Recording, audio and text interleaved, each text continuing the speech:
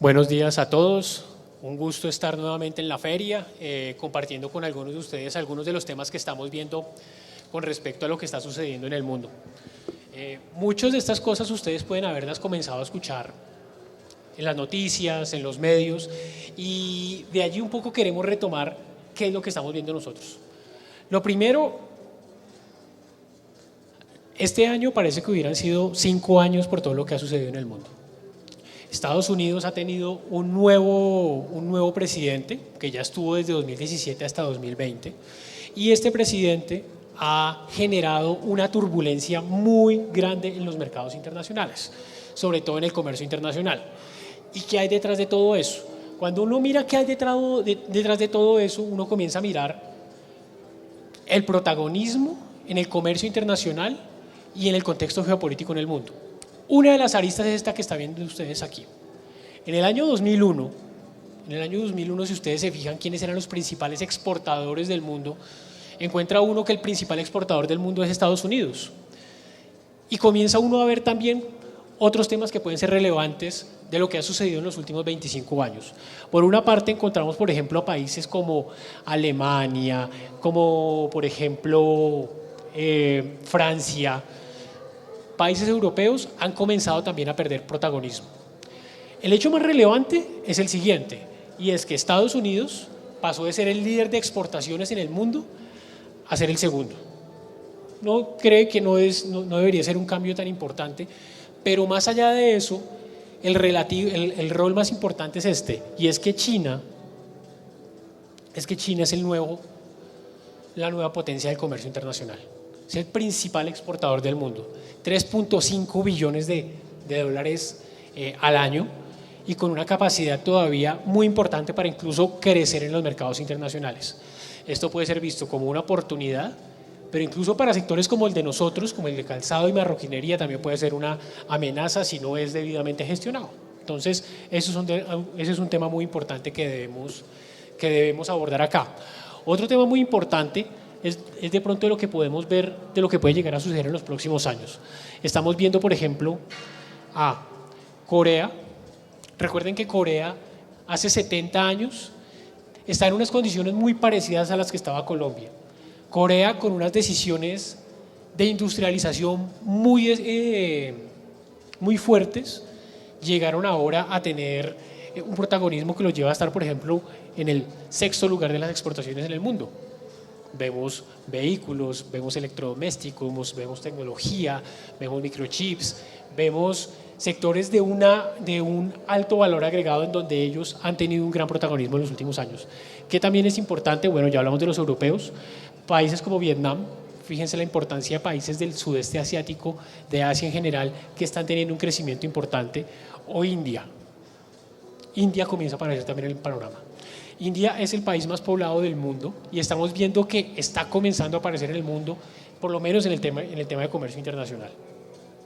Y cuando vemos todo lo que ha sucedido precisamente entre Estados Unidos y China, desde 2016, cuando ya estaba el presidente Donald Trump en el poder, teníamos este problema.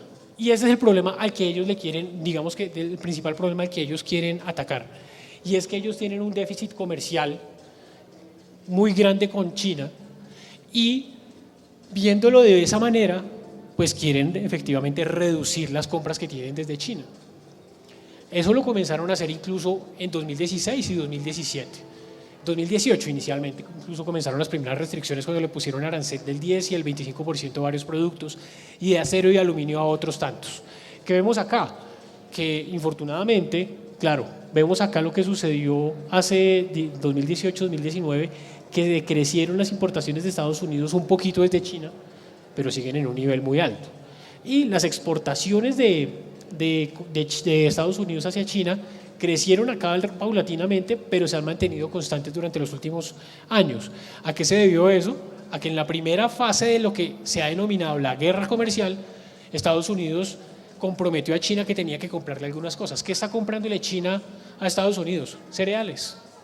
Básicamente es lo que le está comprando. ¿Pero qué le está vendiendo China a Estados Unidos? De todo le está vendiendo. Entonces son de esos temas que tenemos que tener en el radar, porque eso Esos son de los temas que paulatinamente están desarrollando la guerra comercial. Y hay un tema que nos preocupa de sobremanera, por lo menos para lo que puede llegar a suceder en Colombia, en América Latina y en el mundo, y es ¿para dónde vamos? Miren, hace 80 años, recuerden que en el mes de mayo, precisamente de este año, se cumplieron 80 años del fin de la Segunda Guerra Mundial. El fin de la Segunda Guerra Mundial marcó un tema y fue que se desarrollaron varias entidades multilaterales. El Fondo Monetario Internacional viene precisamente en el desarrollo de la posguerra. El Banco Mundial, que en su momento se conoció como el Banco Internacional de Reconstrucción y Fomento, se conoció también después de la posguerra. Y todo el marco del comercio internacional, que en su momento fue lo que se conoció como la Organización Internacional del Comercio, que no vio la luz sino a través de la OMC en el año 95, y del GATT, que son las reglas del comercio internacional, pues uno observa algunas cosas. ¿Qué observa aquí uno? Que uno se regía por unas reglas a nivel internacional, en donde si alguien hacía algo que no estaba regido por esas reglas, podía tener una sanción. Estados Unidos, por lo menos en la parte del comercio internacional, generó un problema muy grande, y es que en la práctica dejó inoperativa a la Organización Mundial del Comercio en el año 2018.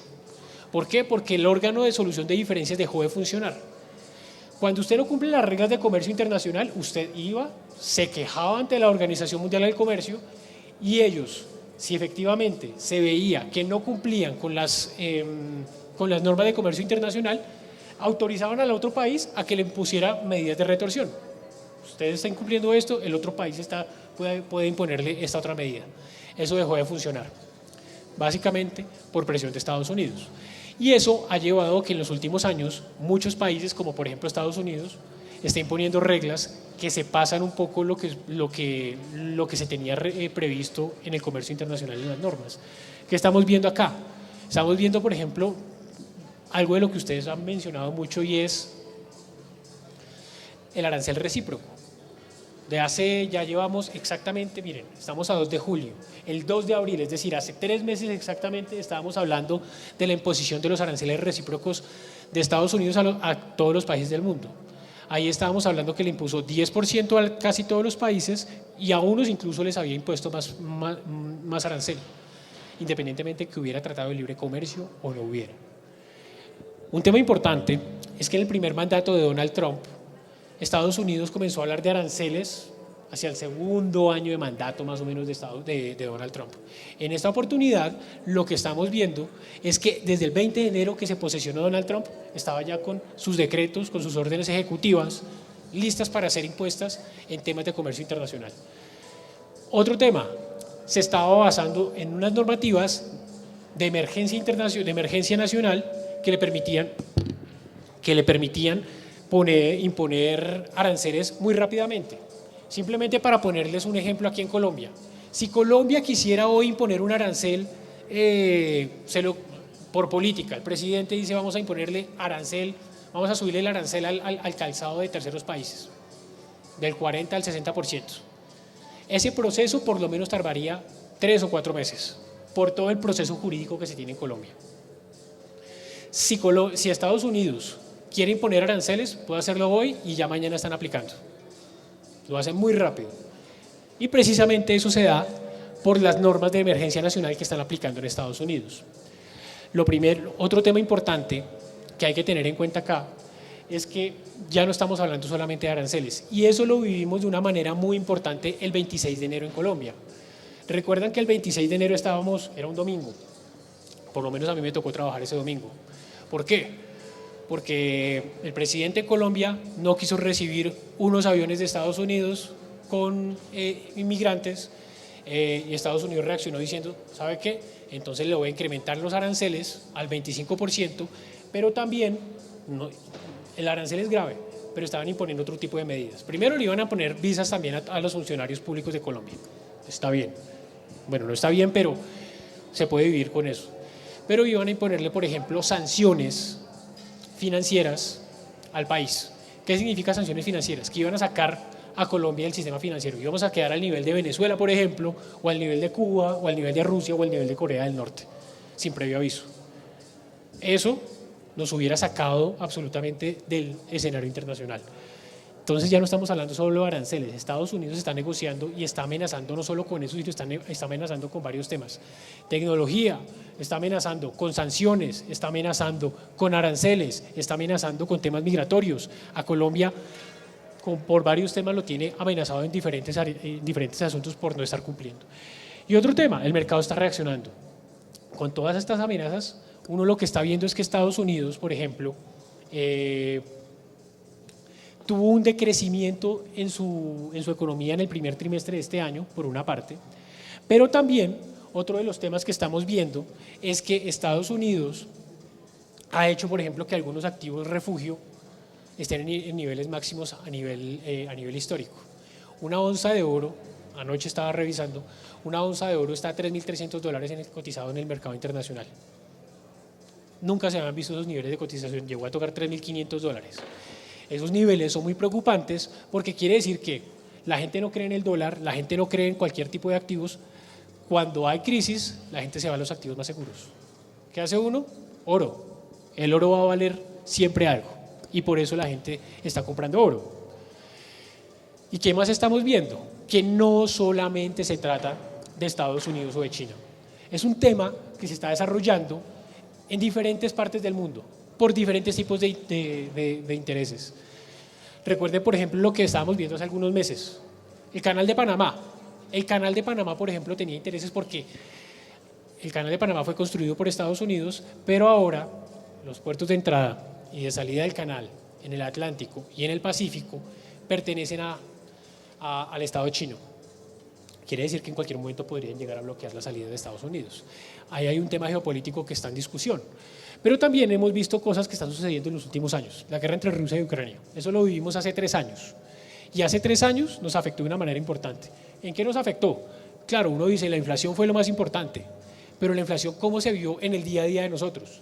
Primero, los insumos agrícolas, fertilizantes. Los fertilizantes alcanzaron unos precios muy altos y eso llevó a que todos los alimentos crecieran en su precio. No solamente fertilizantes, los cereales. Rusia y Ucrania son uno de los principales productores de cereales del mundo. Sin ellos en el mercado, en su momento, lo que sucedió fue que los precios internacionales de los cereales se fueron a las nubes. Y otro tema muy importante fue lo que sucedió, por ejemplo, con los precios de la energía, sobre todo del gas. Rusia dejó de venderle gas a Europa. El precio del gas pasó de 10 a 30, $40. A nivel internacional el gas se puso carísimo, pero también sucedió lo mismo con el petróleo, también sucedió lo mismo con diferentes materias primas, que hizo que la inflación en diferentes temas en Colombia se incrementara.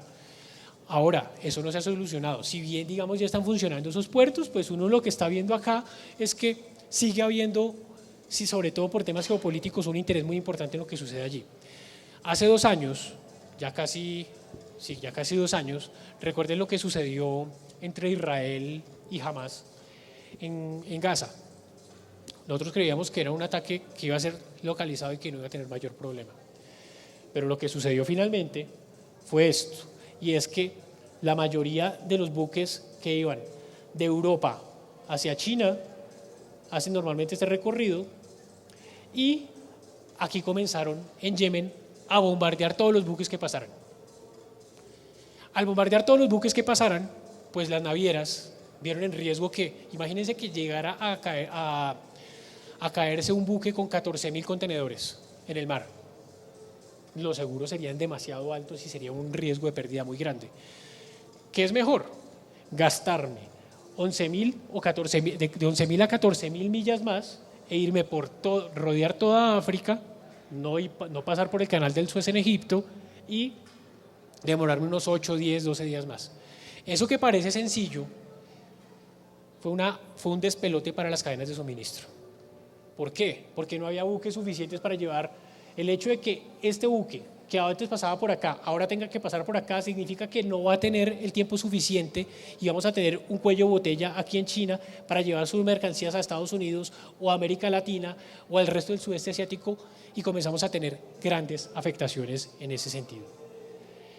Y este es otro de los temas que estamos viendo en la actualidad, que no sabemos si sucede o no. Pero bueno, cuando miramos solamente lo que sucedió en los últimos 10 años, hace 10 años Donald Trump era candidato a la presidencia de Estados Unidos. Nadie creía que fuera a ganar. Ganó. Hace 10 años, el Reino Unido estaba amenazando con que se iba a salir de la Unión Europea. Nadie creía que fuera a pasar y sucedió. Hace 5 años, 6 años, nadie creía y nadie lo tenía de hecho en el mapa. Nadie tenía en el mapa, por ejemplo, que fuera a haber una pandemia que nos fuera a encerrar 1 o 2 años. Sucedió. Son diferentes, llamémoslos cisnes negros, que han sucedido durante los últimos años y que han hecho y que han generado una gran turbulencia en las cadenas de suministro. Nadie creía tampoco que Rusia fuera a invadir Ucrania. Nadie creía que Israel fuera a generar ese nivel de conflicto. Y precisamente el conflicto entre Israel e Irán podría llegar a generar el cierre de esto que ven acá. Este es el estrecho de Hormuz. ¿Cuál es la importancia de ese estrecho? Por ahí pasa el 20% del petróleo del mundo diariamente y el 30% del gas natural licuado del mundo. Si se llega a cerrar ese estrecho, Qatar, Arabia Saudita, Irak, Irán, se quedan sin cómo salir al resto del mundo con su petróleo. Los precios del petróleo se elevarían del nivel de hoy, que son 60, 65 dólares, a 130, 140 dólares, por ejemplo. Y eso por no mencionar lo que sucedería con el gas. Eso sería un reto muy complejo para el resto del mundo. ¿Por qué? Porque la inflación se va a ir ahí sí a Estados Unidos, la inflación se va a ir a Colombia, se va a ir a todo el mundo, no va a haber suficiente energía para todo lo que necesita el comercio internacional y lo que necesita en general la economía mundial. Ahí tenemos grandes retos porque si bien en estos momentos parece estar calmado y cree uno que no se va a cerrar el estrecho de Hormuz, no lo sabemos. Han sucedido muchas cosas en los últimos años que no sabemos si puedan llegar a suceder. ¿Qué puede suceder? Pues tenemos varios escenarios. Uno, una amenaza en que cierren, una amenaza en que haya un cierre parcial o que no haya cierre, que haya cierre parcial o que haya cierre indefinido. Cualquiera de los 3 escenarios, este es el escenario que uno quisiera tener, y es que obviamente no hubiera cierre, pero en donde llegáramos a tener esto, pudiéramos tener un colapso en rutas mundiales. Entonces es un tema al que hay que prestarle atención. El tema nuclear al que tampoco voy a referirme aquí, porque un poco estamos viendo es que detrás de todo esto también estamos hablando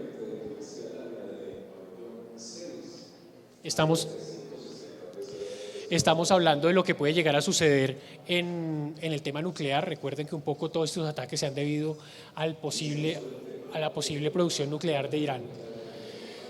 Todo esto que se ve acá, ha llevado a que en el mundo podamos tener estos circulitos en rojo que se ven acá, son los buques que están haciendo cola para entrar a algún puerto. Hay algunos, por ejemplo, acá este numerito, hay 15 en Panamá, por ejemplo, pero en donde puede ser preocupante es, por ejemplo, en lugares como estos. Estamos hablando de 29, esta foto la tomamos anteayer, 29 buques en el Canal del Suez, 31 buques en el Estrecho de Hormuz, 200 buques en China. Hay una congestión muy importante a nivel internacional que nos lleva a que los fletes internacionales estén en niveles altos. Si bien han comenzado a bajar, hay niveles de congestión muy alta. ¿Y todo esto cómo puede afectar al comercio exterior colombiano? Ustedes recuerdan, tal vez en medios ustedes vieron algo que sucedió hace tal vez un par de meses, y fue que el presidente colombiano fue a China a firmar la estrategia de la Franja de la Ruta, un plan de cooperación para estar en la Franja de la Ruta. Allí tenemos diferentes concepciones y es que hay que balancear las relaciones. ¿Cuál es la importancia de Estados Unidos para Colombia? Miren, Estados Unidos para Colombia es el 30% del destino de nuestras exportaciones, es el 40% del destino de las exportaciones de productos importantes como café, por ejemplo. Estados Unidos es importante, por ejemplo, porque la mitad de las remesas que llegan a Colombia vienen de Estados Unidos. La mitad de la inversión extranjera que llega a Colombia viene de Estados Unidos. Allí hay varios temas en donde uno puede llegar a seguir trabajando por la importancia que tiene Estados Unidos. Sin embargo, cuando uno mira cuál ha sido la estrategia de Colombia para acercarse a Asia, no hablemos solamente de China, hablemos de Asia. Hablamos que no tenemos estrategia para llegar allí. Y en ese sentido, si uno firma o si uno ingresa con una estrategia como la Franja y la Ruta, pues uno esperaría que tenga una estrategia para llegar allí y para tener una mayor integración no solo con China, sino con el resto de Asia. ¿Qué vemos acá, por ejemplo? Veamos, por ejemplo, las exportaciones. Las exportaciones a Estados Unidos, pues uno observa, por ejemplo, que Estados Unidos es el principal destino de las exportaciones colombianas. Llevamos 15.000 millones de dólares, en 2012 llegamos a tener 22.000 millones de dólares y a China solamente exportamos 2.300 millones de dólares. Y de China, esos 2.300 millones de dólares, el 80% estamos hablando que es petróleo y carbón. ¿Qué estamos exportando de manera general a China de manera diferente? Comenzamos a llegar con café. Qué bueno llegar con café a China, pero ¿qué es lo que toman los chinos? Té. Están comenzando a conocer el café. El año pasado fue muy bueno para las exportaciones de café hacia China, pero este año ya volvimos a decrecer. ¿Qué otros productos se está exportando Colombia hacia China? Ahora estamos comenzando a exportar algunos insumos muy pequeños, pero estamos viendo, por ejemplo, que el año pasado se abrió el mercado de la carne hacia China. Ese es un mercado muy importante y hemos exportado más de 12.000 toneladas el último año de carne congelada a China. Ojalá eso se mantenga. Pero ni café, ni cacao, porque también estamos exportando una buena cantidad de cacao y chocolate y chocolatería a China. Ni café, ni cacao, ni carne por sí solos van a lograr llegar a este tipo de cifras. Tenemos que tener una estrategia en donde hay que saber con qué le vamos a llegar a China. Y ese es parte de lo que deberíamos discutir. Y en importaciones lo vemos también de esa forma. ¿Cómo lo estamos viendo? Acá hay un tema importante. Nuestro principal proveedor de importaciones en general hasta el año 2020 fue Estados Unidos. Pero ya estamos comenzando a ver que las líneas están cambiando. Nuestro principal proveedor ya durante este año, durante 2025, fue China. Y ese es un tema que tenemos que comenzar a hablar porque China tiene una participación muy importante. Y cuando vemos, por ejemplo, no solamente en la cantidad de lo que exportamos, sino en el número de empresas que llegan, pues vemos que a Estados Unidos llegan más de 3.000 empresas colombianas, mientras que solamente llegan 300, es decir, un 10% de las empresas que llegan a Estados Unidos solamente llegan a China. Son 300 empresas, muy poquitas empresas conocen cómo llegar al mercado chino. Ese es un tema que hay que discutir. Y cuando hablamos de importaciones, la torta se cambia. Vemos, por ejemplo, que hay 18.000 empresas que importan de China. Es decir, para importar, sí conocemos el mercado chino. ¿Qué nos venden? Eso sí lo sabemos. 18.000 empresas lo hacen. Incluso 8.000 empresas solamente lo hacen de Estados Unidos. Hay un desbalance también muy grande allí. Y eso es un poco lo que uno quisiera que hubiera un balance mucho mayor. ¿Qué más vemos acá? La franja y la ruta. ¿Para qué básicamente se quiere construir la estrategia de la franja y la ruta? ¿Qué es la franja y la ruta? Vamos a verlo acá. Es un instrumento en el que básicamente tenemos una relación bilateral con China. ¿Y qué es lo que buscan ellos? Tener una relación para invertir. Invertir en temas claves como, por ejemplo, energía, invertir en temas claves como infraestructura, energía, por ejemplo, entonces estamos hablando de energías renovables. Recuerden que China, por ejemplo, es el principal productor de paneles solares del mundo. El 85% de los paneles solares del mundo se producen en China. El 90% de las turbinas eólicas se producen también en China. Entonces, pues puede ser importante también ser socio de China. Eso está muy bien. Hay que revisar el tema. Colombia apenas produce algunos paneles solares, muy poquitos en Colombia, y requiere una gran cantidad para aprovechar el potencial tanto solar como eólico que tenemos en el norte del país y que todavía está por desarrollar. ¿Cuáles son los intereses de Colombia? Los intereses de Colombia están, por ejemplo, en transición energética, como lo hemos hablado, agroindustria, pero eso es un tema clave. ¿Qué le vamos a vender a China? Si nuestro interés es agroindustria, ¿qué le vamos a vender a China? Tendríamos que desarrollar, por ejemplo, la Orinoquía. Cuando uno mira, por ejemplo, experiencias exitosas como, por ejemplo, la de Brasil o la de Argentina, pues uno observa que ellos están sembrando en miles de hectáreas una gran cantidad de productos que le sirven a China. Tendríamos que revisar cómo podríamos llegar a producir en esas miles de hectáreas que, por ejemplo, tendríamos en la Orinoquía. Reindustrialización del sector salud, un tema que es de la mayor importancia, inteligencia artificial y movilidad. En movilidad, por supuesto, estamos hablando del sector férreo, estamos hablando, por ejemplo, de algo de modernización del sector portuario, estamos hablando de diferentes iniciativas que se pueden llegar a dar. Entonces, puede ser interesante para nosotros, pero hay que saber para qué y cómo utilizamos esos recursos que podrían llegar de China, que no nos los van a regalar, ellos van a invertir, por supuesto, con un interés importante. Voy a pasar esto rápidamente por el tiempo. ¿Y qué estamos viendo también de lo que ha sucedido este año? Fíjense esto que ustedes ven acá, que se ve medio raro, yo solo quiero que vean estas cosas. Estos son los niveles de las importaciones de Estados Unidos históricos. Estados Unidos sigue teniendo niveles de importación muy importantes. Pero cuando usted le dicen, por ejemplo, que el día de mañana los zapatos se van a volver más caros y usted necesita comprar zapatos, pues usted los compra hoy para evitar el precio de mañana. Y eso fue lo que sucedió en Estados Unidos. Cuando el presidente Trump dice que va a incrementar aranceles en un mes o en 2 meses, pues ¿qué hace la gente? Estoquearse, llenarse de inventario, y esto es lo que vemos acá. Los 3 primeros meses del año fueron históricos en las importaciones de Estados Unidos, sobre todo desde China, esperando que pusieran aranceles más altos. Y esto es lo que vemos acá.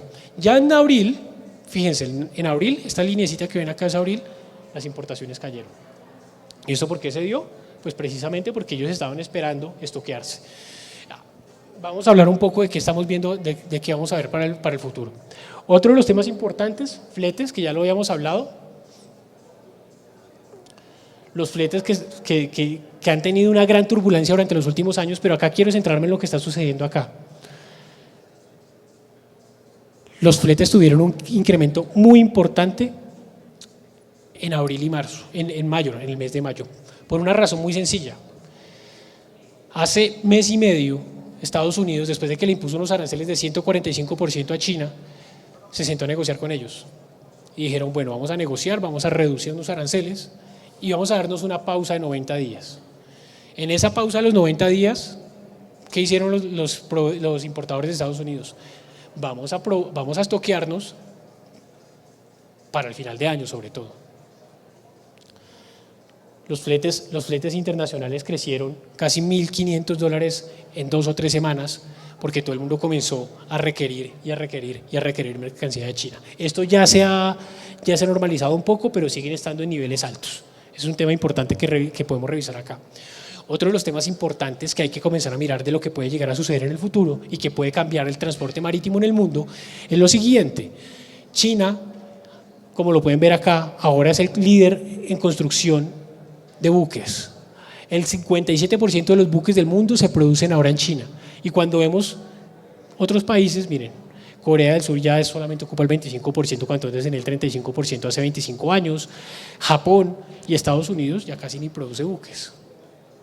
Aquí también hay un interés muy grande de Estados Unidos y es recuperar su industria astillera. Y para eso, un poco lo que está haciendo es que posiblemente en el mes de octubre impongan unos aranceles, llamémoslo aranceles, o unas tarifas para los buques de construcción de propiedad china o que sean construidos en China y que toquen puertos de Estados Unidos. Y eso nos dejaría casi que el 57% de los buques que son construidos en el mundo no puedan tocar suelo estadounidense. Eso sería un reto muy importante que habrá que ver cómo se gestiona en las próximas semanas. ¿Por qué es importante todo esto? Bueno, y ese es otro tema también importante, el comercio electrónico. En estos momentos, si bien se puede llegar por comercio electrónico de China a Estados Unidos, pues el que llegue va a tener que pagar un arancel del 54% y un arancel específico por paquete de $100. ¿Quién lo va a hacer? Por comercio electrónico, nadie. Entonces, en estos momentos, el comercio electrónico de China a Estados Unidos se ha ralentizado, ha decrecido y se están viendo incluso oportunidades, pero hay que mirar el horizonte de esas oportunidades. Yo recuerdo, por ejemplo, hablar con diferentes empresas en Colombia que decían, oiga, como China está teniendo aranceles para llegar a Estados Unidos del 145% en el mes de abril, pues yo lo que podría hacer es poner una fábrica aquí en Colombia para abastecer todo desde Colombia a Estados Unidos. Perfecto, comenzaron a hacer los estudios de inversión, pero cuando estaban comenzando a hacer los estudios ya bajaron otra vez los aranceles. ¿Tendría sentido hacerlo en Colombia? Pues ya no, cambia mucho. Infortunadamente, todos los cambios en el comercio internacional que están sucediendo en los días, lo que ha hecho es que la gente frene las inversiones, porque yo no sé cuáles van a ser finalmente mis aranceles para llegar o para exportar a un país u otro en los próximos meses. Ese es un tema que es complicado, sobre todo para China y para Estados Unidos. Estados Unidos es el principal mercado del mundo, es el principal importador. El principal exportador es China, pero el principal importador del mundo es Estados Unidos. Y cuando vemos qué sucedió con Colombia, pues vemos varias cosas. Lo primero es que con Colombia, hace 3 meses, el 1 de abril de 2025, Estados Unidos lanzó un informe como de 400 páginas, en donde lo llamó así, Informe de Barreras al Comercio Exterior. Evaluaron a todos los países del mundo y a cada país le dijeron, mire, ¿sabe qué? A mí me preocupa estos temas porque usted, de su política comercial que usted está aplicando y por las cuales yo puedo decirle que le voy a imponer un arancel. ¿Y qué dijo de Colombia, por ejemplo? Dijo, mira, a mí me preocupa que usted dice que tiene un comercio fluido, que su aduana funciona, que su aduana es digital, y eso es falso. Recuerden hace un año y medio que la DIAN estuvo caída mes y medio, 2 meses. Eso es falso. Usted dice, por ejemplo, que acepta copias de factura, acepta facturación electrónica para importación cuando se toque un puerto o un aeropuerto del país. Eso es falso, usted me la está pidiendo igual también en físico. Usted me está diciendo que me desaduana las mercancías en menos de 24 horas. Eso es falso, se está demorando todavía muchos más días. Usted me está diciendo que va a modernizar su sistema aduanero. Eso me lo lleva diciendo 10 años y en esos 10 años seguimos sin tener un sistema nuevo. Entonces Estados Unidos dijo, ¿sabe qué? Ese es el principal problema que tenemos con usted. Pero también comenzó a mencionar otros problemas, reglamentos técnicos en el sector transporte, a llantas, a frenos. El tema de cosméticos comenzó también a poner también aquí algunas trabas, sobre todo en un tema de cosméticos, porque ellos dicen, yo vendo con mi etiqueta en inglés y usted me la está pidiendo en español. Además, porque es una normativa de la comunidad andina, no solo de Colombia. Pues para ellos también es un problema. Reglamentos técnicos de leche, recuerden que ellos son un productor de leche importante. Registros de INVIMA, recuerden que el INVIMA también tiene unas demoras muy importantes en diferentes tipos de registros. Compras públicas del sector defensa, recuerden que pues allí tenemos incluso algunas compras importantes que quiere hacer el sector público y de las cuales Estados Unidos no ha participado como ellos quisieran. Temas de propiedad intelectual, de presencia económica significativa, diferentes temas que llevaron a que le impusieran a Colombia un arancel del 10%. Otro tema importante, aranceles al acero y el aluminio. En los aranceles al acero y el aluminio, si bien no es un tema específico de aquí, pues en estos momentos están en 50%. Y tenemos una industria importante exportadora hacia ese sector. Esto se ha movido también en las Cortes Federales.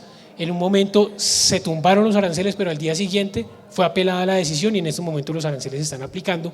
Esto es un tema importante por una sencilla razón, y es que el 9 de abril Estados Unidos dijo que iba a hacer una pausa en los aranceles de más allá del 10%, todos con 10%. Pero en esos 90 días, por 3 meses, que se cumplen la próxima semana, voy a revisar quién se sienta a negociar conmigo para ver qué nivel de arancel le pongo. Y ahí hemos encontrado varias cosas. Lo primero es que ha habido países que sí se han sentado a negociar.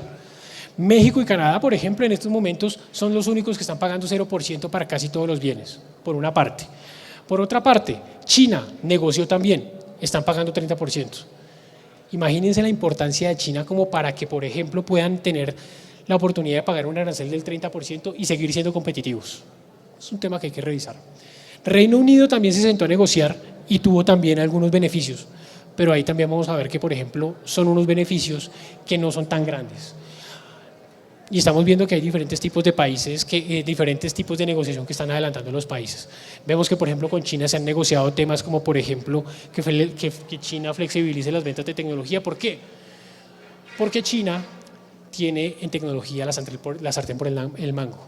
El 80% de los minerales raros que se producen en el mundo y que son necesarios para los microchips, que después son utilizados en tecnología, llámese computadores, celulares, paneles solares, energía renovable no convencional, inversores, maquinaria. Esos minerales raros los produce China. Entonces China tiene la sartén por el mango. Por eso a Estados Unidos le interesa mucho el tema de Groenlandia, Por eso a Estados Unidos le interesa mucho el tema de Ucrania, porque allí podría llegar a tener unas reservas de minerales y no depender exclusivamente de China. Por ahora, la negociación de China con Estados Unidos, claro, yo le reduzco el arancel, pero usted me sigue vendiendo, por ejemplo, minerales raros. Ellos están trabajando muy fuertemente para dejar de depender en temas de microchips de Corea del Sur, de China o de Taiwán. En Taiwán se producen los microchips de más alta tecnología que se producen en el mundo. Taiwán es una provincia que podría llegar a entrar en conflicto porque para China hace parte de China. Para Taiwán es una provincia independiente. Entonces podría haber también un conflicto bélico aquí importante. Esto me parece importante mencionarlo porque fue lo que negoció el Reino Unido con Estados Unidos. Negoció, primero, que todo iba a seguir con el 10%, es decir, cuando uno habla con el gobierno de Estados Unidos, como hemos tenido la oportunidad de dialogar en varias oportunidades durante estos meses, ellos han cambiado su discurso y lo que han mencionado es, miren, ese 10% que es posible que continúe por lo menos para todos los países, habrá países a los que les apliquemos más porcentaje, es el derecho que usted tiene que pagar por entrar a la principal economía del mundo. Entonces, esa es la forma en la que lo están viendo ahora. Ese 10% se va a mantener y así lo negociaron con Reino Unido. Reino Unido negoció, les dio algunas prebendas para que Estados Unidos llegue, por ejemplo, con carne bovina, llegue con diferentes temas a mayor acceso agrícola al Reino Unido, pero las negociaciones se centraron, por ejemplo, en vehículos. Los vehículos hoy en día, cualquier vehículo, cualquier autoparte que quiera entrar a Estados Unidos paga el 25%. Lo que hizo Reino Unido fue negociar que solamente les cobraran el 10% para 100.000 vehículos. Eso es una negociación un poco desbalanceada. O con Canadá. Estados Unidos ha presionado y básicamente la presión que ha hecho ha generado que diferentes países tomen diferentes tipos de medidas. Precisamente, Canadá iba a imponer un impuesto a los servicios digitales, que muchos de esos se prestan desde Estados Unidos. Iba a imponer un arancel a servicios digitales, un impuesto a servicios digitales incluso a partir de este mes. Y por toda la presión que tuvo de Estados Unidos, en donde si usted me pone ese impuesto, le voy a incrementar aranceles, pues lo que hicieron fue finalmente retirar ese impuesto. Entonces, están presionando y ha funcionado mucho. Y de manera general, para lo que puede llegar a suceder en la próxima semana, todos los países han tratado de tener contacto con Estados Unidos. Y este contacto ha sido un poco más profundo o menos profundo dependiendo de lo que hayan hecho los equipos comerciales de los países. Infortunadamente en Colombia hemos tenido un ministerio en interinidad que no nos ha permitido desarrollar un trabajo como uno hubiera querido, Ministerio de Comercio, y hemos visto que ha habido conversaciones. Yo me acuerdo de la ministra de Comercio encargada en su momento decía, no, me fue súper bien. ¿Por qué? Porque no entregué nada y porque Estados Unidos supuestamente va a ceder, pero ya le entregó el documento de negociación, no. Finalmente no hubo ningún tipo de negociación, se sentaron a tomar tinto y ya. Eso no es una negociación. Y eso ha sucedido, que Estados Unidos, por el momento, por ejemplo, con Colombia, tiene conversaciones. La nueva ministra dijo que se iba a sentar hasta dentro de un mes con el gobierno de Estados Unidos. Pues eso está muy bien, pero los nuevos aranceles puede que nos lo pongan la próxima semana. Habrá que esperar qué sucede. Otros países de la región han hecho un ejercicio similar y es acercarse a negociar con Estados Unidos. Como les digo, la próxima semana será importante porque habrá que mirar cómo quedan nuevamente los niveles de aranceles para todo el mundo. Y un tema también que habrá que revisar mucho y es de lo que más está mirando Estados Unidos a Colombia es el tema de drogas. Infortunadamente en Colombia durante los últimos años, este informe salió la semana pasada, los cultivos de coca y de narcóticos se han incrementado de una manera importante. Si bien Colombia ha dicho que su estrategia ha estado concentrada en la interdicción, en el freno en puertos marítimos y en el mar de embarcaciones para que lleguen a Estados Unidos. De hecho, ha habido unos muy buenos resultados porque pasamos de interceptar 300 toneladas a 800 toneladas al año, pues tenemos un reto. Y es que Colombia ya no está produciendo 1.500 toneladas aproximadamente de cocaína, sino que está produciendo 3.000. Entonces está llegando igual mucha más droga al mercado, a los mercados internacionales, llámese también Estados Unidos, que es uno de los principales mercados de drogas. Y un poco el reto es que Estados Unidos dice, bueno, si usted no me ayuda, si no tengo una si yo no certifico que usted me ayuda en la lucha contra las drogas, podría llegar a imponerles también diferentes tipos de medidas arancelarias, diferentes tipos de medidas financieras, migratorias, y eso está por verse porque pues esto está para el mes de septiembre. Para finalizar y para ser cumplido con el tiempo, bueno, hay diferentes tipos de lecciones. Lo primero, hay que mantenerse informados.